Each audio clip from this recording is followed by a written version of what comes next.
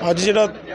2 ਘੰਟੇ ਦਾ ਜਿਹੜਾ ਰੋਸ ਪ੍ਰਦਰਸ਼ਨ ਸਾਰੇ ਪੰਜਾਬ ਦੇ ਵਿੱਚ ਕੀਤਾ ਜਾ ਰਿਹਾ, ਉਹ ਸਾਡੀਆਂ ਸਮੇਂ ਸਿਰ ਤਨਖਾਹਾਂ ਨਾ ਮਿਲਣ ਕਾਰਨ ਜਿਹੜੇ ਔਰਤਾਂ ਦੇ ਫ੍ਰੀ ਦੇ ਸਫ਼ਰ ਦੇ ਪੈਸੇ ਉਹ ਹਜੇ ਤੱਕ ਸਾਡੇ ਮਹਿਕਮੇ ਨੂੰ ਰਿਲੀਜ਼ ਨਹੀਂ ਕੀਤੇ ਗਏ, ਜਿਹਦੇ ਕਰਕੇ ਬੱਸਾਂ ਦੇ ਵਿੱਚ ਤੇਲ ਵੀ ਨਹੀਂ ਪੈ ਰਿਹਾ ਤੇ ਸਾਡੀਆਂ ਤਨਖਾਹਾਂ ਵੀ ਹਜੇ ਤੱਕ ਨਹੀਂ ਮਿਲੀਆਂ, ਜਿਹਦੇ ਕਰਕੇ ਅੱਜ 2 ਘੰਟੇ ਲਈ ਬੰਦ ਕੀਤਾ। ਅੱਗੇ ਦੀ ਕੋਈ ਰਣਨੀਤੀ ਹੈ ਖਾਸ? ਜੇਕਰ ਸਰਕਾਰ ਨੇ ਸਾਡੀਆਂ ਸਮੇਂ ਸਿਰ ਤਨਖਾਹਾਂ ਨਾ ਪਾਈਆਂ, ਫਿਰ 23 ਤਰੀਕ ਨੂੰ 12 ਵਜੇ ਤੋਂ ਬਾਅਦ ਮੁਕੰਮਲ ਤੌਰ 'ਤੇ ਸਾਰੇ ਪੰਜਾਬ ਦੇ ਬੰਦ ਕੀਤੇ ਜਾਣਗੇ। ਪਹਿਲਾਂ ਕੋਈ ਔਰਤਾਂ ਦਾ ਜਿਹੜਾ ਫ੍ਰੀ ਸਫ਼ਰ ਸੀ ਉਹ ਨਹੀਂ ਸੀ, ਜੇਕਰ ਸੀ ਤੇ ਉਹਨਾਂ ਨੇ 100 ਕਰੋੜ ਰੁਪਈਆ ਲਗਭਗ 150 ਕਰੋੜ ਰੁਪਈਆ ਪਹਿਲਾਂ ਬਜਟ ਰੱਖਿਆ ਸੀਗਾ ਤੇ ਜਿਹਦੇ ਨਾਲ ਉਹ ਸਮੇਂ ਸਿਰ ਉਹਨਾਂ 'ਚ ਲੰਘਦਾ ਰਹਿ ਗਿਆ। ਪਰ ਸਰਕਾਰ ਦਾ ਸਮਾਂ ਥੋੜ੍ਹਾ ਹੋਣ ਕਰਕੇ ਅੱਜ ਦੀ ਡੇਟ ਦੇ ਵਿੱਚ ਜਿਹੜਾ ਪੈਸਾ ਔਰਤਾਂ ਦਾ ਬਹੁਤ ਜ਼ਿਆਦਾ ਹੋ ਚੁੱਕਾ ਤੇ ਸਰਕਾਰ ਵੱਲੋਂ ਰਿਲੀਜ਼ ਨਹੀਂ ਕੀਤਾ ਜਾ ਰਿਹਾ, ਜਿਹਦੇ ਕਰਕੇ ਇਹ ਬੱਸਾਂ ਦੇ ਵਿੱਚ ਤੇਲ ਨਹੀਂ ਪੈ ਰਿਹਾ ਤੇ ਸਾਡੀਆਂ ਤਨਖਾਹਾਂ ਜਿਹੜੀਆਂ ਉਹ ਰੁਕੀਆਂ ਪਈਆਂ। ਅਸੀਂ ਤਾਂ ਇਹੀ ਕਹਿ ਰਹੇ ਹਾਂ, ਸਰਕਾਰ ਨੂੰ ਅਪੀਲ ਵੀ ਕਰਦੇ ਹਾਂ ਕਿ ਜਿਹੜੇ ਔਰਤਾਂ ਦੇ ਫ੍ਰੀ ਦੇ ਸਫ਼ਰ ਦੇ ਪੈਸੇ ਆ ਉਹ ਜਲਦੀ ਤੋਂ ਜਲਦੀ ਸਾਡੇ ਮਹਿਕਮੇ ਨੂੰ ਦਿੱਤੇ ਜਾਣ, ਜਿਹਦੇ ਨਾਲ ਬੱਸਾਂ ਦੀ ਸਹੂਲਤ ਵੀ ਚੱਲਦੀ ਰਹੇ ਤੇ ਸਾਡੀਆਂ ਤਨਖਾਹਾਂ ਵੀ ਆਉਂਦੀਆਂ ਰਹੇ। ਇਹੀ ਸਾਡੀ ਸਰਕਾਰ ਨੂੰ ਵੀ। ਅੱਜ Punjab roadways Punbus PRTC contract worker ਜਥੇਬੰਦੀ ਦੇ ਸੱਦੇ ਤੇ ਸਾਨੂੰ ਮਜਬੂਰਨ ਸਮੇਂ ਤੇ ਜਿਹੜਾ ਐਕਸ਼ਨ ਕਰਨਾ ਪਿਆ, ਕਿਉਂਕਿ ਜਿਹੜੇ ਮੁਲਾਜ਼ਮ ਅਸੀਂ ਲੰਬੇ ਸਮੇਂ ਤੋਂ ਵਿਭਾਗ ਦੇ ਵਿੱਚ ਕੰਮ ਕਰਦੇ ਆ ਰਹੇ ਹਾਂ ਤੇ ਅਸੀਂ ਆਪਣੇ ਸਮੇਂ ਤੇ ਮੰਗ ਕਰਦੇ ਆ ਰਹੇ ਹਾਂ ਕਿ ਸਾਨੂੰ ਰੈਗੂਲਰ ਕੀਤਾ ਜਾਵੇ। ਪਰ ਰੈਗੂਲਰ ਕਰਨ ਦੀ ਗੱਲ ਤਾਂ ਦੂਰ ਦੀ ਸਰਕਾਰ ਦੀ, ਜਿੱਥੇ ਸਾਡੀਆਂ ਨਗੂਨੀਆਂ ਤਨਖਾਹਾਂ ਜਿਹੜੀਆਂ ਮਿਲਦੀਆਂ ਸੀ ਉਹ ਵੀ ਕਿਤੇ ਨਾ ਕਿਤੇ ਰੋਕ ਲਈਆਂ ਗਈਆਂ, ਕਿਉਂਕਿ ਜਿੱਥੇ 3-4 ਤਰੀਕ ਨੂੰ ਤਨਖਾਹ ਪਾਉਣੀ ਬਣਦੀ ਸੀ, ਅੱਜ 21 ਤਰੀਕ ਹੋ ਗਈ ਅਜੇ ਤੱਕ ਮੁਲਾਜ਼ਮਾਂ ਦੇ ਤਨਖਾਹਾਂ ਨਹੀਂ ਪਈਆਂ ਖਾਤਿਆਂ 'ਚ, ਕਿਉਂਕਿ ਕੱਚੇ ਮੁਲਾਜ਼ਮਾਂ ਦੀਆਂ ਤਨਖਾਹਾਂ ਪਹਿਲਾਂ ਹੀ ਬਹੁਤ ਘੱਟ ਨੇ, ਜਿਸ ਕਰਕੇ ਉਹਦੇ ਨਾਲ ਉਹ ਆਪਣੇ ਘਰ ਦਾ ਸਰਕਲ ਚਲਾਉਂਦੇ ਨੇ, ਦੁੱਧ ਜਾਂ ਰਾਸ਼ਨ ਵਗੈਰਾ ਜਾਂ ਬੱਚਿਆਂ ਦੀ ਪੜ੍ਹਾਈ ਦਾ, ਤੇ ਪਰ ਉਹਨਾਂ ਨੂੰ ਮਾਨਸਿਕ ਤੌਰ ਤੇ ਪਰੇਸ਼ਾਨ ਕੀਤਾ ਜਾ ਰਿਹਾ। ਤਨਖਾਹਾਂ ਅਜੇ ਤੱਕ ਨਹੀਂ ਪਈਆਂ, ਸੋ ਸਾਨੂੰ ਮਜਬੂਰਨ 10 ਤੋਂ 12 ਬੰਦ ਕਰਨਾ ਪਿਆ। ਜੇਕਰ ਅੱਜ ਜਾਂ ਕੱਲ੍ਹ 'ਚ ਸਾਡੀਆਂ ਤਨਖਾਹਾਂ ਨਹੀਂ ਆਉਂਦੀਆਂ ਤੇ ਪਰਸੋਂ ਅਸੀਂ ਫਿਰ 12 ਵਜੇ ਤੋਂ ਲੈ ਕੇ ਮੁਕੰਮਲ ਤੌਰ ਤੇ ਬੰਦ ਕਰਕੇ ਰੋਸ ਪ੍ਰਦਰਸ਼ਨ ਕਰਾਂਗੇ।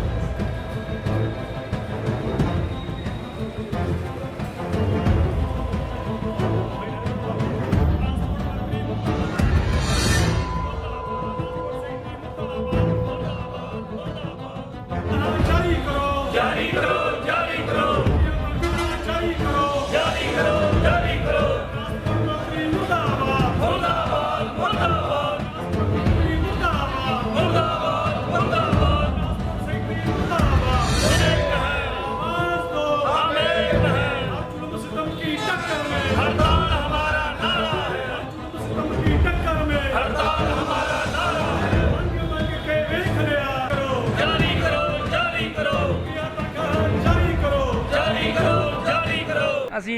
ਇਹ ਕਹਿਣਾ ਚਾਹੁੰਦੇ ਜੀ, ਸਾਡੀ ਜਿਹੜੀ ਸੈਲਰੀ ਆ ਜੀ ਬਹੁਤ ਲੇਟ ਹੋ ਚੁੱਕੀ ਆ ਰਹੀ, 51-52 ਦਿਨ ਹੋ ਗਏ ਜੀ ਅੱਜ, ਜਿਹੜੀ ਪਿਛਲੇ ਮਹੀਨੇ ਦੀ ਵੀ ਸੈਲਰੀ ਨਹੀਂ ਆਈ।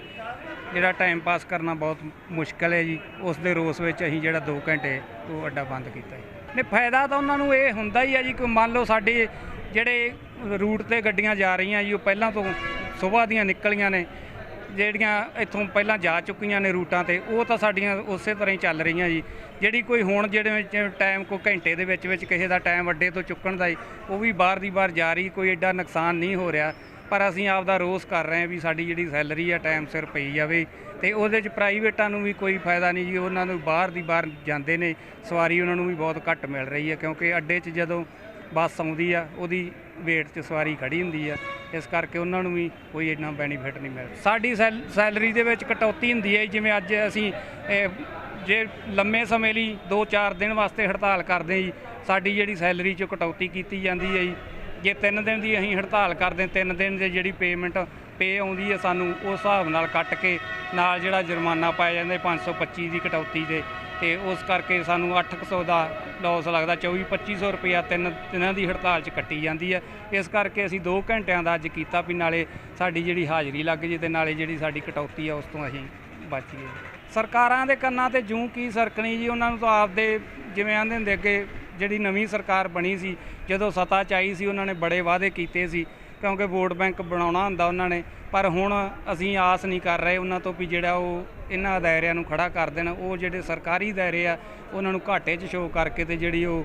ਵਿਖਾ ਰਹੇ ਨੇ ਵੀ ਘਾਟਾ ਵਿਖਾ ਕੇ ਇਹਨਾਂ ਨੂੰ ਬੰਦ ਕਰਨਾ ਚਾਹੁੰਦੇ ਆ। ਜਿਹੜੇ ਕੰਟਰੈਕਟ ਤੇ ਬੰਦੇ ਲਈ ਆਉਂਦੇ ਜੀ ਥੋੜ੍ਹੀ ਤਨਖਾਹ ਤੇ ਥੋੜ੍ਹੀਆਂ ਸੈਲਰੀਆਂ ਤੇ ਉਹਨਾਂ ਨੂੰ ਪਹਿਲ ਦੇ ਰਹੇ ਜੀ। ਜੇ ਅਸੀਂ ਤਨਖਾਹ ਪਿਛਲੇ ਮਹੀਨੇ ਤਨਖਾਹ ਦੀ ਅਦਾਇਗੀ ਨਹੀਂ ਸੀ ਹੋਈ, ਉਹ ਤਨਖਾਹ ਪਾਉਣ ਲਈ ਸਾਨੂੰ 2 ਦਿਨ ਬੱਸ ਸਟੈਂਡ ਬੰਦ ਕਰਨਾ ਪਿਆ, ਜਿਹਦੇ ਵਿੱਚ ਨੋ ਵਰਕ ਨੋ ਪੇ ਦੇ ਆਧਾਰ ਤੇ ਜਿਹੜਾ ਅਸੀਂ ਕੰਮ ਕਰਕੇ ਤਨਖਾਹ ਦਿਹਾੜੀ ਮਿਲਦੀ ਜਿਹੜੀ 500-600 ਰੁਪਇਆ ਉਹ ਵੀ ਕੱਟੀ ਜਾਂਦੀ ਆ। ਉਹਦੇ ਨਾਲ ਜੇ ਅਸੀਂ ਹੜਤਾਲ ਕਰਦੇ ਹਾਂ ਤਾਂ ਮਹਿਕਮੇ ਵੱਲੋਂ ਜਿਹੜੀਆਂ ਨਜਾਇਜ਼ ਕੰਡੀਸ਼ਨਾਂ ਲਾਈਆਂ ਗਈਆਂ ਕਿ ਜਦੋਂ ਨੋ ਵਰਕ ਨੋ ਪੇ ਹੋ ਗਿਆ ਅਸੀਂ ਉਹਦੇ ਤੇ ਸਹਿਮਤ ਹਾਂ, ਬਟ 525 ਰੁਪਏ ਦੀ ਇੱਕ ਪੈਨਲਟੀ ਵੱਖਰੀ ਲਾਈ ਗਈ ਮਹਿਕਮੇ ਵੱਲੋਂ। ਜੇ ਅਸੀਂ ਇੱਕ ਦਿਨ ਹੜਤਾਲ ਕਰਦੇ ਹਾਂ 525 ਪੈਨਲਟੀ ਹੋ ਗਈ ਤੇ ਕੰਮ ਨਹੀਂ ਤਾਂ ਤਨਖਾਹ ਨਹੀਂ, ਤਕਰੀਬਨ 1000 ਰੁਪਏ ਇੱਕ ਵਰਕਰ ਦਾ ਇੱਕ ਦਿਨ ਦਾ ਕੱਟਿਆ ਜਾਂਦਾ। ਤੇ ਮੈਨੇਜਮੈਂਟ ਸਰਕਾਰ ਇਹ ਚਾਹੁੰਦੀ ਆ ਕਿ ਜਿਹੜੇ ਮੁਲਾਜ਼ਮ ਨੂੰ ਅਸੀਂ 15000 ਰੁਪਏ ਤਨਖਾਹ ਦੇਣੀ ਆ, ਜੋ 3-4 ਦਿਨ ਬੱਸ ਸਟੈਂਡ ਬੰਦ ਰੱਖਣ, ਡਿਪੂ ਬੰਦ ਕਰਨ, ਤਾਂ 4000 ਰੁਪਏ ਅਸੀਂ ਉਹਨਾਂ ਤੋਂ ਰਿਕਵਰ ਕਰ ਹੀ ਲੈਣਾ, 10000 ਰੁਪਏ ਰਹਿ ਗਿਆ ਮਗਰ ਅਸੀਂ ਤਨਖਾਹ ਦੀ ਅਦਾਇਗੀ ਕਰ ਦਿਆਂਗੇ। ਇਹ ਹਾਲਾਤ ਆ ਜਿਹੜੇ ਮੈਨੇਜਮੈਂਟ ਸਾਡਾ ਮਹਿਕਮਾ ਜਿਹੜਾ ਸਰਕਾਰ ਨਾਲ ਰਲ ਮਿਲ ਕੇ ਬਣਾ ਰਹੇ ਆ, ਜਿਹਦਾ ਭਵਿੱਖ ਦੇ ਵਿੱਚ